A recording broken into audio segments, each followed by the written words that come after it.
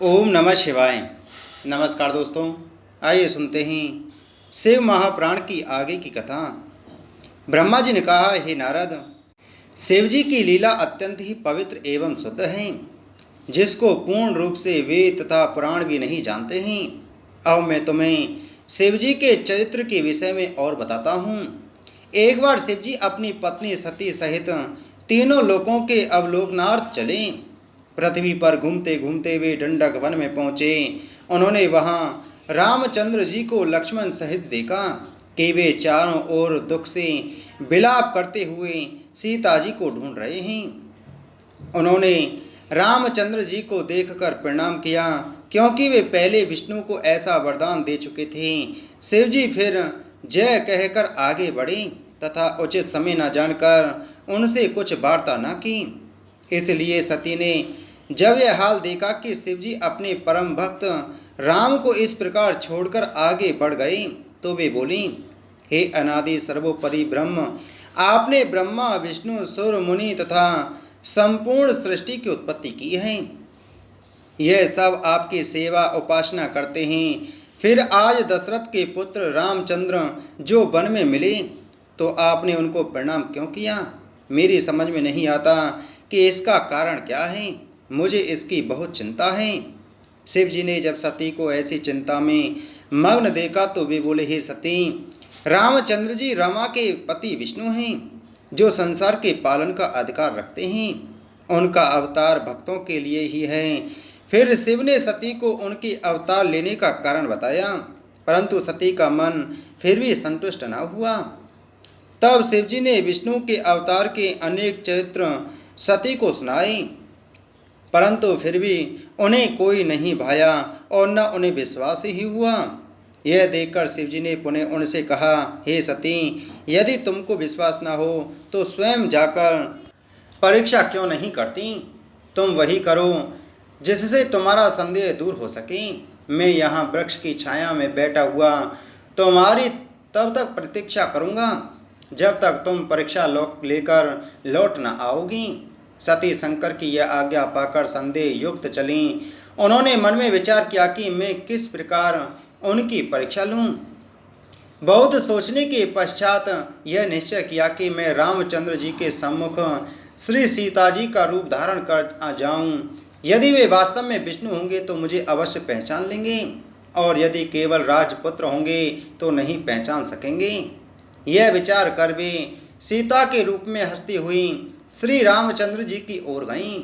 लक्ष्मण ने जब सती को इस स्वरूप में देखा तो आश्चर्य में आकर जाना कि यह सती हैं, परंतु पूर्ण ज्ञान न होने के कारण वे कुछ न बोले। परंतु जब रामचंद्र जी ने सती को ऐसे छल स्वरूप में देखा तो वे हंस पड़े तथा शिव शिव कहते हुए बोले, जिसका ध्यान करने से संपूर्ण दुख तथा भ्रम दूर हो जाते हैं और जिसके हृदय में सदाशिव का स्थान है, आपने उसे धोखा देने का प्रयत्न किया है। यह सब शिव की ही माया है। धन्य है ऐसी माया को जो सबको इस प्रकार नचाती है। इसके पश्चात रामचंद्र जी ने अत्यंत नम्रता के साथ अपना पिता सहित नाम लेकर पूछा, शिव जी कहाँ हैं तथा हे माता, तुम उनसे अलग वन में अकेली क्यों फिर रही हो? तुमने अपना स्वरूप त्याग कर यह रूप क्यों धारण किया है? सती यह सुनकर आश्चर्यचकित हुई तथा उन्होंने सदाशिव का ध्यान कर रामचंद्र जी को विष्णु का अवतार जाना। फिर वे अपना रूप धारण कर रामचंद्र जी से बोली, अब मुझे पूर्ण विश्वास है कि तुम विष्णु के अवतार हो, जिन्होंने राजा दशरथ के यहाँ अवतार लिया है। परंतु एक शंका है, वह तुमसे पूछती हूँ कि शिवजी तुम्हारा चतुर्भुजी स्वरूप देखकर कभी इतने प्रसन्न नहीं हुए जितने यह स्वरूप देखकर आज प्रसन्न हुए हैं। अत्यंत प्रेम से उनके अश्रु बह चले तथा वे तुम्हारी प्रशंसा करने लगे। तुम मुझे सत्य बताओ कि इसका मुख्य कारण क्या है?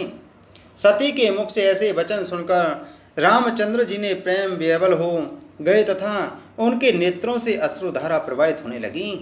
उन्होंने प्रेम निमग्न होकर चाहा कि उसी समय चलकर शिव को देखें, परंतु उचित समय न जानकर तथा सती की आज्ञा पाकर उन्होंने केवल शिव का ध्यान ही किया। फिर रामचंद्र जी ने कहा, आज मैंने उसे देखा जो तीनों लोकों में प्रकट दिखाई देता है। यह मेरा सौभाग्य है कि मैंने उस स्वरूप को देखा है। मेरे भाग्य धन्य हैं कि उनकी मेरे ऊपर ऐसी कृपा है, जिनका ध्यान सिद्ध मुनि देवता आदि करते हैं तथा वेद स्तुति में मग्न रहते हैं। जिनकी कृपा ने व्याध, किरात, नंदा, पंचक की स्त्री, हरिक्षा तथा इंद्र घुम्न को परम पद प्रदान किया है। शिव जी ने किसके ऊपर कृपा नहीं की है? श्री रामचंद्र इतना कहकर सती से बोले, हे देवी, शिव जी ने जो मुझे प्रणाम किया उसका यही एकमात्र कारण है कि वे मुझ पर प्रसन्न हैं। रामचंद्र जी ने कहा, हे देवी, एक बार शिव जी ने विश्वकर्मा को बुलाकर हमारी गौशाला में एक अति सुंदर मंदिर बनाने की आज्ञा दी तथा उस मंदिर में एक उत्तमोत्तम सिंहासन बनाने का आदेश दिया। इस प्रकार जब मंदिर बनकर तैयार हो गया तो शिव जी ने संपूर्ण देवताओं, मुनियों तथा ब्रह्मा को आमंत्रित कर वहाँ पर एक उत्सव का आयोजन किया। शिव जी ने मुझे भी बैकुंठ से लाकर वहाँ बिठाया तथा सब जड़ी बूटी तथा धन, द्रव्य, वस्त्र आदि एकत्रित कर मेरे विष्णु स्वरूप का अभिषेक करना चाहा। मेरे सिर पर एक बड़ा ऊंचा छत्र रखकर तथा मुझे सिंहासन पर बैठाकर उत्तम वस्त्र पहनाए और रत्न जड़ित मुकुट से मेरे सिर पर बंधवाया। इसके पश्चात लक्ष्मी जी सहित मेरा अभिषेक किया। उस समय आपने भी लक्ष्मी का बहुत आदर किया। देव नारियां गान करने लगीं, अनेक प्रकार के बाजे बजने लगे। तब शिव जी ने अपने कमल रूपी मुख से ऐश्वर्य से पूर्ण वचन कहे। फिर उन्होंने मुझे संपूर्ण सृष्टि का स्वामी बना दिया, अनेक आशीर्वाद दिए तथा स्वयं मेरी स्तुति की। फिर ब्रह्मा से कहा कि तुम भी इनको प्रणाम करके उनकी बड़ाई करो तथा समझो कि आज से विष्णु तुम सबके स्वामी हुए। ये सबको आनंद प्रदान करेंगे तथा तुम सबकी इच्छाओं की पूर्ति करेंगे। शिव जी का यह आदेश सुनकर सबने मुझे प्रणाम किया। चारों ओर से जय जयकार का शब्द गूंजने लगा। फिर शिव ने मुझे यह वरदान दिया, हे विष्णु, तुम सबके स्वामी होकर सबके कष्टों को दूर करो। तुम्हारी तीनों लोग पूजा करेंगे। धर्म, काम तथा मोक्ष देने वाले होकर बड़े विजयी वीर बनोगे। हम स्वयं भी तुम पर विजय प्राप्त न कर सकेंगे। तुम ब्रह्मा के भी स्वामी हो। हमने तुमको तीनों लोक प्रदान किए। अब तुम अवतार लेकर तीनों लोकों का पालन करो। हम तुम्हारे भक्तों को आनंद दिया करेंगे तथा उनको मुक्त करेंगे। साथ ही तुम्हारे शत्रुओं का वध कर हर प्रकार से तुम्हारी सहायता किया करेंगे। ब्रह्मा हमारी दाहिनी तथा तुम बाईं भुजा हो। तुम्हारे अवतार जो कि राम एवं कृष्ण के रूप में होंगे, हम स्वयं जाकर देखेंगे तथा संसार के देखने के लिए सदैव उनकी भक्ति किया करेंगे। हे माता, तब से जहाँ शिव जी निवास करते हैं, मैं भी वहीं स्थित रहता हूँ। शिवलोक में ही विष्णु लोक है, जिसको गौलोक भी कहते हैं। मैं शिव के आदेशानुसार ही अवतार लेता हूँ। मेरे मत्स्य आदि अनेक अवतार हो चुके हैं। मैंने उन्हीं अवतारों से संसारी कार्य पूरे किए हैं। हे देवी, इस समय मेरा अवतार 4 रूपों में हुआ है, राम, भरत, लक्ष्मण तथा शत्रुघ्न। उन चारों का मन एक है, परंतु शरीर अलग अलग हैं। मैं अपने पिता की आज्ञा से वन में आया हूँ, क्योंकि उन्होंने कैकेयी को वरदान दिया था। मेरे साथ लक्ष्मण तथा सीता भी आई थीं। रावण सीता को हर ले गया है, उसी को हम ढूंढते हैं। आपके दर्शन से मेरे सब कार्य सिद्ध होंगे। इस प्रकार मुझको तो सीता हरण अत्यंत शुभ हुआ, जिससे आपके चरणों के दर्शन प्राप्त कर सका। मुझे पूरा विश्वास है कि अब मुझे शीघ्र ही सीता का पता लग जाएगा तथा मैं शत्रु पर विजय प्राप्त कर सीता को प्राप्त करूंगा। संसार में उससे महान कौन है जिसके ऊपर शिव जी तथा आपकी कृपा हो। तीनों लोक में शिव जी के समान कोई कृपा करने वाला नहीं। उनके अनेक अवतार हैं। उन्होंने पापियों का बहुत उद्धार किया है तथा मैं उनके चरित्र कहाँ तक कहूँ। यह कहकर रामचंद्र जी ने सती से विदा मांगी। इस प्रकार सती से आज्ञा तथा आशीर्वाद प्राप्त कर शिव जी का ध्यान धर रामचंद्र जी आगे चले तथा उसी प्रकार अपने कार्य में संलग्न हुए। इतनी कथा सुनकर नारद जी ब्रह्मा से बोले, हे जगत पिता, इसके पश्चात शिव जी ने जो जो कार्य किए उन पर भी प्रकाश डालिए।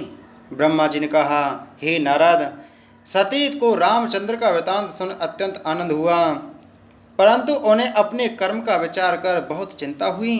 वे हृदय में अति भयभीत तथा दुखी होकर लौटी। मार्ग में उन्होंने सोचा कि मैंने शिव की अवज्ञा की तथा रामचंद्र के विष्णु होने पर अविश्वास किया, अब मैं शिव को क्या उत्तर दूंगी। सती इस प्रकार सोचती हुई शिव के निकट पहुँची तथा उन्हें प्रणाम किया। शिव जी ने कुशल क्षेम पूछकर हंसकर कहा, हे सती, तुमने रामचंद्र जी की जिस प्रकार परीक्षा ली वह सब हमें बताओ। सती ने यह सुनकर लज्जा से सिर नीचा कर लिया और कोई उत्तर न दिया। तब शिव जी ने ध्यान धरकर देखा तथा जो चरित्र सती ने किया था उसे जाना। उन्होंने अपनी पहली बात को जो विष्णु को अभिषेक के समय कही थी स्मरण कर अत्यंत क्रोध किया और हृदय में निश्चय किया कि अब यदि मैं सती से प्रेम करता हूँ तो मेरा प्रथम वाक्य झूठ सिद्ध होता है। सती जैसी स्त्री को छोड़ा नहीं जा सकता, यदि छोड़ता नहीं हूँ तो जो मैं पहले कह चुका हूँ वह झूठ होता है।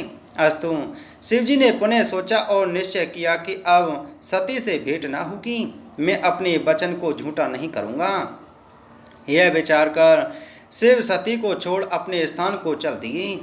जिस समय वे वहाँ से चले तब आकाश से यह शब्द हुआ कि हे शिव, आपने अपने वचन का पूर्ण रूप से पालन किया। आपके समान दूसरा कौन है जो इस प्रकार अपने वचन का पालन करे। यह शब्द सुनकर सती भयभीत हो गईं। उन्होंने कुछ सोचकर शिव से पूछा, हे प्रभु, आपने क्या निश्चय किया है? आप सत्य बोलने वाले हैं, अस्तु आप मुझसे सत्य सत्य कहिए। सती के बार बार पूछने पर भी शिवजी ने यह बात छिपा रखी। यह देखकर सती को विश्वास हो गया कि शिवजी ने उन्हें त्याग दिया है। कुछ देर के पश्चात सती शिवजी से बोली, हे नाथ, मैंने जो कुछ भी किया वह अज्ञान तथा मूर्खतावश किया है। अब आप दूध और पानी अलग करके देखें, क्योंकि प्रीति की यही रीति है। मैं स्वयं ही अपने कर्म पर बहुत लज्जित हूँ। परंतु शिवजी ने उस बात को प्रकट करना उचित न समझा। वे अनेक प्रकार की कथा आदि इसके सुनाने में समय टालते रहे, परंतु अंत में उनको सत्य बात कहनी ही पड़ी। इस प्रकार वे कैलाश पर्वत पर पहुँचे। शिवजी मन में विचार कर बरगद के नीचे आसन लगाकर बैठ गए तथा अपने स्वरूप का ध्यान करने लगी। इधर सती मंदिर में अत्यंत उदास हुई। उनका एक एक दिन योग के समान बीतता था, परंतु सिवाय उनके और किसी को यह हाल प्रतीत न हो पाया। दिन दिन दुख बढ़ता ही जाता था। वे सोचती कि यह दुख कहने के योग्य नहीं, पता नहीं इस दुख सागर से मैं कब पार होंगी। मैंने शिव का कहा न माना, यह उसी का परिणाम है। तीनों लोकों में ऐसा कौन है जो शिव की अवज्ञा कर आनंद प्राप्त कर सके। फिर वे मन ही मन कहती, हे शिव, आपका कोई दोष नहीं है। मैंने जो कुछ भी किया उसका फल प्राप्त कर रही हूँ। हे भाग्य, तुझे ऐसा ना चाहिए था कि मुझे शिव के विरुद्ध किया। हे ब्रह्मा, ऐसे संकट के समय में तुम मेरी मदद करो ताकि मेरा शरीर बदल जाए। हे मृत्यु, मैं तुमसे निवेदन करती हूँ कि तुम मुझे इस संसार से उठा लो। शिवजी को इस प्रकार समाधि में 87,000 वर्ष बीत गए। इतने समय के पश्चात जब वे समाधि से जागे तो उन्होंने सती को अपने सम्मुख खड़ा पाया। शिवजी ने उनको अपने सम्मुख बैठाया तथा उस बात को समाप्त कर अन्य बातें प्रारंभ की जिससे सती को कोई दुख न हो। इस प्रकार वे प्रसन्न रहने लगीं। शिव ने भी अपने प्रण को न तोड़ा। यह कोई आश्चर्य की बात नहीं है कि सती को पिछली बात का कुछ दुख न हुआ। वे सभी बातें भूल गईं। शिवजी प्रत्येक शरीर में हैं। बहुत से मुनि यह कहते हैं कि शिव और शक्ति का बिछो यह पीछे के वचन हैं। शिव के चरित्र हर कल्प के अलग अलग हैं। कल्प वेद का हाल किसको ज्ञात है। वे जो कुछ करें सब उचित हैं, इसमें किसी प्रकार का संदेह नहीं करना चाहिए। शिव तथा शक्ति का वेद अत्यंत गुप्त एवं कठिन है, उसको कोई नहीं जान सकता। शेष तथा विष्णु भी उनके चरित्र का वर्णन करने में असमर्थ हैं। यह बात जानकर भक्तों को उचित है कि संदेह रहित होकर उनकी पूजा आराधना करें। हे नारद, इस प्रकार जब बहुत समय व्यतीत हो गया तब शिव ने अपना वह चरित्र किया जिसको देखकर सबकी बुद्धि भ्रमित हो गई। ब्रह्मा जी बोले, हे नारद, जब हमने दक्ष प्रजापति का अभिषेक कर उसको सब प्रजापतियों के अधिकार प्रदान किए तो वह अहंकार में लीन हो गया, जिसके कारण उसकी बुद्धि भ्रष्ट हो गई। उस समय दक्ष ने संपूर्ण सामग्री एकत्रित कर प्रजापति यज्ञ करने की इच्छा प्रकट की। यही इच्छा लेकर वह कनखल तीर्थ गया। वहाँ उसने सब मुनियों को बुलाया। व्यास, ककुभ, गौतम, भारद्वाज, कश्यप, अंगिरा, वशिष्ठ, वामदेव, जैमिनी, पिप्पल, पराशर, भृगु, दधीचि, नारद आदि को बुलाया। इनके अतिरिक्त संसार भर के समस्त देवता तथा ब्राह्मण आकर वहां उपस्थित हुए। अग्नि भी अपने गणों सहित यज्ञ में पहुँचे। अन्य देवता भी उसके बुलावे पर विष्णु सहित प्रसन्नता पूर्वक यज्ञ में सम्मिलित हुए।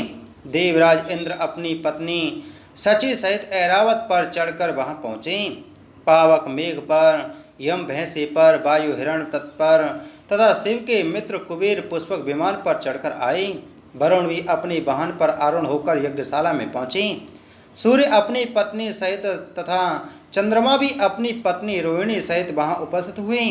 दक्ष ने सबको उपस्थित देखकर अति आनंद में मग्न हो सबका आदर सत्कार किया और सबके निवास के लिए विश्वकर्मा द्वारा बनाए हुए मंदिर बता दिए, जिनमें सबने निवास किया। उस समय सती भी गंधमादन पर्वत पर अपनी सखियों सहित क्रीड़ा कर रही थीं। उन्होंने देखा कि चंद्रमा अपनी पत्नी सहित चला जा रहा है। सती ने अपनी विजया नाम की सखी को आदेश दिया कि तुम चंद्रमा से जाकर पूछो कि वह कहाँ जा रहा है। सती की आज्ञा अनुसार विजया ने चंद्रमा से जाकर पूछा कि सती पूछती हैं कि तुम अपनी पत्नी सहित ऐसे ठाठ से कहाँ जा रहे हो। यह बात सुनकर रोहिणी ने कहा कि सती के पिता दक्ष प्रजापति ने कनखल में एक यज्ञ का आयोजन किया है। वहाँ बहुत बड़ा उत्सव है। उनके निमंत्रण पर समस्त देवता वहाँ गए हैं। ब्रह्मा तथा विष्णु भी वहाँ शोभायमान हैं। तुम तो इस प्रकार पूछती हो जैसे कोई मूर्ख हंसी में पूछे। इसका क्या कारण है कि तुमको इस यज्ञ के विषय में कुछ भी पता नहीं है। वहाँ समस्त देवता अपना अपना भाग लेने गए हैं। तुम वहाँ अपनी इच्छा से नहीं गईं या दक्ष ने तुमको बुलाया ही नहीं है। विजया यह सुनकर लौट आई तथा रोहिणी द्वारा कहे गए शब्द सती जी को कह सुनाई। इस समाचार को सुनकर सती जी को अत्यंत दुख हुआ। वे अपने मन में सोचने लगीं कि क्या माता पिता ने मुझको बुला दिया है, जो मुझे और शिवजी को उन्होंने नहीं बुलाया। ऐसा सोचकर सती उसी समय शिवजी के पास गईं। उधर चंद्रमा भी अपनी स्त्री रोहिणी सहित दक्ष के पास गया। हे नारद, दक्ष के यज्ञ की सजावट तथा उस समय के आनंद जो उस यज्ञ में मनाए जा रहे थे अवर्णनीय हैं। जब सब मुनि एवं देवता कनखल में, जो कि हरिद्वार में है, आ गए, तब दक्ष ने यज्ञ आरंभ किया। दक्ष अपनी पत्नी सहित यज्ञ में प्रवृत्त हुए। भृगु मुनि को यज्ञ कराने वाला आचार्य बनाया गया। दक्ष ने उस यज्ञ में सबको उपस्थित देख शिव से शत्रुता स्वीकार की। उस समय मेरे पुत्र दधीचि ने सदा शिव को यज्ञशाला में न देख आश्चर्य से कहा, इस उत्सव में समस्त देवता मुनि तथा ब्रह्मा के पुत्र आदि आए हैं, परंतु फिर भी मैं निश्चय से कहता हूँ कि यह सभा सदा शिव के बिना अशोभित हैं। वे शुभ कर्मों के मूल हैं। वे सब देवताओं के स्वामी हैं। क्या कारण है कि वे यहाँ नहीं हैं? तुम लोग शिव को क्यों भूल गए? हे दक्ष, तुम्हारी बुद्धि इस प्रकार क्यों भ्रष्ट हो गई? आप भी कुछ नहीं बिगड़ा है। तुम सब देवताओं, मुनियों तथा ब्रह्मा एवं विष्णु को साथ लेकर शिव को प्रसन्न करके यहाँ ले आओ। साथ में सती जी को भी प्रसन्न करके यहाँ लाओ। यह निश्चय समझ लो कि बिना शिव के यहाँ आए यह यज्ञ पूर्ण नहीं होगा। आश्चर्य है ऐसे देवता को जिसका स्मरण करने अथवा नाम लेने से संपूर्ण कार्य सिद्ध होते। तुम लोग क्यों भूल गए तथा उन्हें यहाँ क्यों नहीं बुलाया? मैं फिर कहता हूँ कि जब तक शिव यहाँ न आएंगे यह यज्ञ पूर्ण न होगा। दधीचि के ऐसे वचन सुनकर दक्ष अत्यंत क्रोधित हुआ तथा हंसकर बोला, हे दधीचि, यहाँ पर सब देवताओं के स्वामी बैठे हैं। सब धर्म वेद तथा शुभ कर्म पूर्ण रूप से उपस्थित हैं। सबके स्वामी विष्णु भी हमारे इस यज्ञ में विराजमान हैं। अब क्या शेष रह गया है सो मुझे बता दो। मेरे इस यज्ञ में ब्रह्मा, वेद, धर्म, शास्त्र, पुराण तथा उपनिषद भी अपने अपने गणों सहित आ चुके हैं। मेरा यह सौभाग्य है कि इन सब ने मुझ पर बड़ी कृपा की है। आज मेरे यहाँ इंद्र समस्त देवताओं के साथ विष्णु भगवान तथा तुम्हारे समान अनेक मुनि विराजमान हैं। अब फिर शिव के आने की क्या आवश्यकता है? तुम सब मिलकर यज्ञ को पूरा करो। मैंने अपने भाग्यवश तथा ब्रह्मा की आज्ञा मानकर अपनी कन्या का विवाह शिव के साथ कर दिया। यद्यपि वह विवाह अनुचित हुआ, क्योंकि वह कुलवान न था। शिव संसार से विरक्त महाअहंकारी हैं, उस पर भी वह माता पिता विहीन है। इसलिए मैंने ऐसे शिव को इस यज्ञ में बुलाने की आवश्यकता न समझकर नहीं बुलाया है।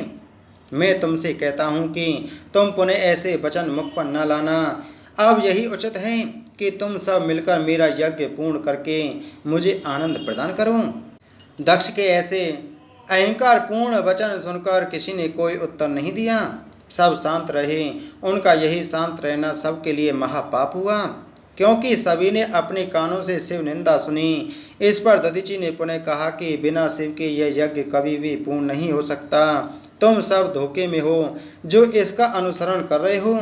यह दक्ष बड़ा अधर्मी तथा मूर्ख है जो शिव की निंदा कर रहा है।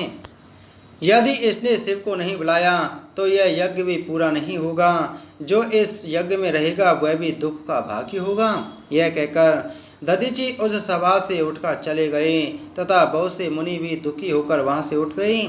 ऐसे मुनियों को अपनी सभा में से जाते देख दक्ष ने अत्यंत प्रसन्नता से कहा, यह बहुत अच्छी बात हुई। जो शिव के प्रेमी तथा भक्त जो मुझको दुख देते थे उठकर चले गए। अब तुम सब मिलकर मेरे इस यज्ञ को पूर्ण करो। दक्ष की बात सुनकर यज्ञ का कार्य प्रारंभ हो गया। ब्रह्मा जी ने कहा, हे नारद, सती ने अपने पिता के घर यज्ञ का हाल सुनकर चाहा कि मैं भी वहां जाऊं। वह इसी समय से इच्छा से अकेली सदाशिव के पास पहुंची। वहां पहुंचकर देखा कि सेवक गण शिवजी की सेवा में संलग्न हैं। वे दिगंबर केवल रुद्राक्ष धारण किए हुए थे। उनके शीश पर जटाएं लटक रही थीं। शरीर पर भस्म शोभित था। शिव का ऐसा स्वरूप देख सती ने उन्हें प्रणाम किया। सती को वहां देखकर शिवजी ने बड़े प्रेम के साथ उन्हें बैठा लिया। यद्यपि शिव सब कुछ जानते थे, फिर भी उन्होंने संसारी लीला के निमित्त वहां आने का कारण पूछा। तब सती अत्यंत प्रसन्न होकर बोली, हे प्रभु, क्या आपको यह अच्छा नहीं लगा कि दक्ष ने यज्ञ आरंभ किया है? मित्रों तथा बांधवों की भेंट महाधर्म है। इससे अच्छे लोग भले बंधुओं की संगति स्वीकार करते हैं तथा आनंद प्राप्त करते हैं। अस्तु आपको यह उचित है कि वहां चलकर यज्ञ को पवित्र करें तथा मुझे भी अपने साथ ले जाकर मेरी इच्छा की पूर्ति करें। मेरे पिता के यज्ञ में ब्रह्मा विष्णु आदि सब देवता पहुंच गए हैं, परंतु आप वहां नहीं गए। शायद यह आपको अच्छा मालूम नहीं हुआ। आप वहां न जाने का कारण मुझसे विस्तार पूर्वक कहिए। मैं आपकी दासी हूँ। मेरी हार्दिक इच्छा है कि मैं अपने पिता के घर जाऊँ, इसलिए आप मुझे अपने साथ लेकर वहाँ चलिए। शिव जी ने सती के वचन सुनकर मुस्कुराते हुए कहा, हे सती, तुम्हारे पिता दक्ष ने मुझको यज्ञ का निमंत्रण नहीं भेजा है तथा शत्रुता रखकर मेरा अनादर किया है। तुम ही सोचो, वहाँ केवल तुम्ही को ना बुलाकर अन्य सब लड़कियों को बुलाया है। इसका एकमात्र कारण केवल शत्रुता ही है। ऐसे स्थान पर बिना बुलाए जाना कहाँ तक उचित है? यद्यपि धर्मशास्त्र कहता है कि अपने पिता, मित्र, गुरु तथा स्वामी के घर बिना बुलाए भी जाना उचित है, परंतु उनके मन में शत्रुता भी नहीं होनी चाहिए। किसी के घर बिना बुलाए जाना मृत्यु से अधिक तथा अनादर एवं लोक निंदा का कारण होता है। सती यह सुनकर बोली, हे स्वामी, आप इस बैर का कारण तो बतावें। शिव जी ने पिछला सब वृतांत सुनाकर कहा, उचित है कि तुम दक्ष के यज्ञ में न जाओ, नहीं तो तुमको बड़ा कष्ट उठाना पड़ेगा। शिव ने सती को अनेक प्रकार से समझाया, परंतु सती को यह अच्छा न लगा। वह दक्ष पर अति अप्रसन्न एवं कुपित होकर कहने लगी, हे शिव जी, आप तीनों लोगों को आनंद प्रदान करने वाले हैं। सभी देवता आपका स्मरण करते हैं। आप यज्ञ कर्म तथा यज्ञ के फल हैं। आपकी दृष्टि मात्र से ही तीनों लोग तृप्त हो जाते हैं। आपसे यज्ञ पूर्ण तथा पवित्र होता है। मूर्ख दक्ष ने आपको अपने यज्ञ में नहीं बुलाया, सो मुझे चिंता है कि उसका यज्ञ किस प्रकार पूर्ण होगा। मेरा पिता इस प्रकार क्यों अज्ञानी हो गया, मुझे बड़ी चिंता है। यदि आप मुझे आज्ञा दें तो मैं जाकर उसके शील या दुशील अथवा उसके वैर भाव को देखूं। हे नारद, शिव जी को तो कुछ और ही लीला करनी थी, इसलिए उन्होंने सती के आग्रह को न टालकर उन्हें नंदी पर सवार होकर यज्ञ में जाने की आज्ञा दे दी। उन्होंने सती के साथ अपने 60,000 गण देकर उन्हें विदा किया। अच्छे अच्छे वस्त्र आभूषण दिए, सती का स्वरूप भी अति उत्तम कर दिया। हे नारद, शिव ने ऐसी माया की कि सती बड़ी धूमधाम से चली। सती ने उस समय अपनी जैसी शोभा प्रकट की वैसी किसी समय में भी ना प्रकट की थी। उनके चलने के समय बड़ा शब्द हुआ, कोई गण उछलता को तथा अन्य गण भी सबको प्रसन्न तथा आनंदित करते हुए चले। कोई सती का प्रताप वर्णन करता तो कोई शिव की महिमा का गान करता था। इस प्रकार सब अत्यंत प्रसन्न हो अनेक प्रकार की गति से चलते सती की सेवा करते दक्ष के घर पर जा पहुँचे। इसी के साथ आज की शिव महापुराण की कथा संपूर्ण हुई। बोलो शिव शंकर भगवान की जय।